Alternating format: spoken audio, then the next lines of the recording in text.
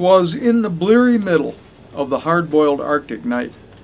I was lonesome as a loon, so if you can, imagine my emotions of amazement and delight when I bumped into that missionary man.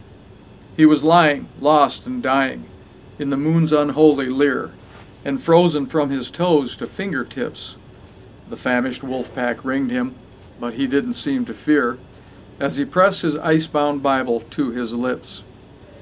'Twas the limit of my trapline, with the cabin miles away, and every step was like a stab of pain.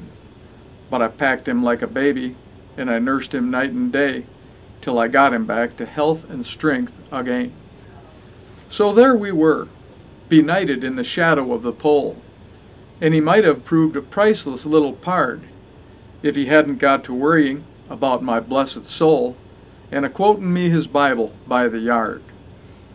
Now there was I, a husky guy, whose God was nicotine, with a coffin nail a fixture in my mug.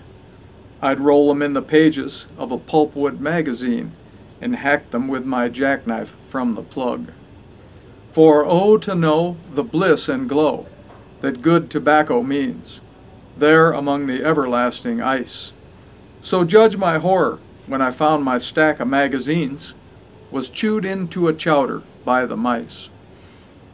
A woeful week went by, and not a single pill I had, me who would smoke my 40 in a day. I sighed, I swore, I strode the floor, I felt I would go mad. The gospel plugger watched me in dismay. My brow was wet, my teeth were set, my nerves were rasping raw, and yet that preacher couldn't understand. So with despair I wrestled there, when suddenly I saw the volume he was holding in his hand. Then something snapped inside my brain, and with an evil start, the wolfman in me woke to rabid rage. "I saved your lousy life," says I, "so show you have a heart, and tear me out a solitary page." He shrank and shriveled at my words, his face went pewter white.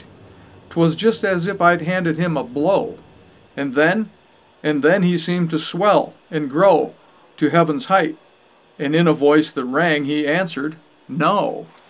I grabbed my loaded rifle, and I jabbed it to his chest. "Come on, you shrimp, give up that book," says I.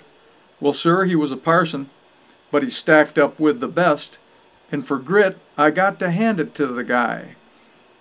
"If I should let you desecrate this holy word," he said, "my soul would be eternally accursed. So go on, Bill, I'm ready. You can pump me full of lead, and take it, but you got to kill me first." Now I'm no foul assassin, though I'm full of sinful ways, and right there I knew the fellow had me beat, for I felt a yellow mongrel in the glory of his gaze, and I flung the foolish firearm at his feet. Then wearily I turned away, and dropped upon my bunk, and there I lay and blubbered like a kid.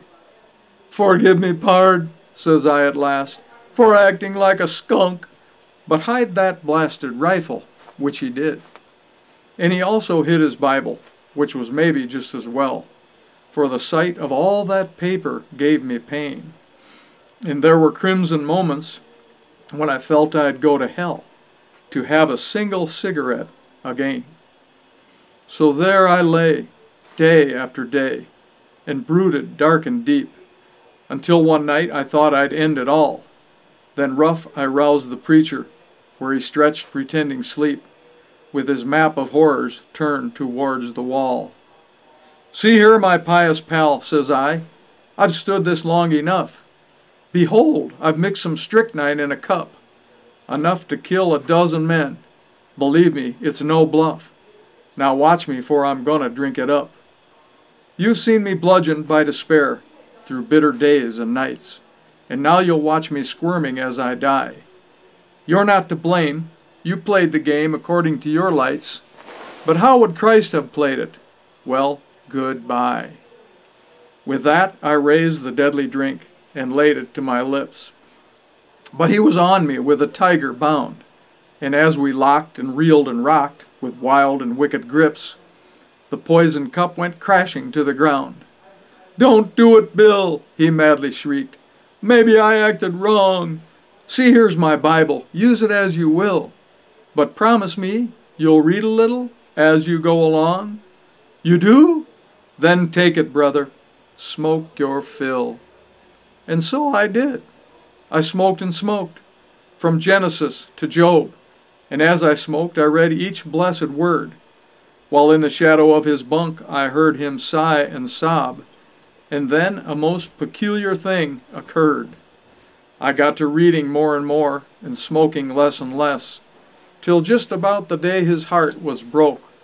Says I, "Here, take it back, me lad. I've had enough, I guess. Your Bible makes a mighty rotten smoke." So then and there, with plea and prayer, he wrestled for my soul, and I was racked and ravaged by regrets. But God was good, and lo, next day there came the police patrol, with papers for 1,000 cigarettes. So now I'm called Salvation Bill. I teach the living law, and ballyhoo the Bible with the best. And if a guy won't listen, why I sock him on the jaw, and preach the gospel sitting on his chest.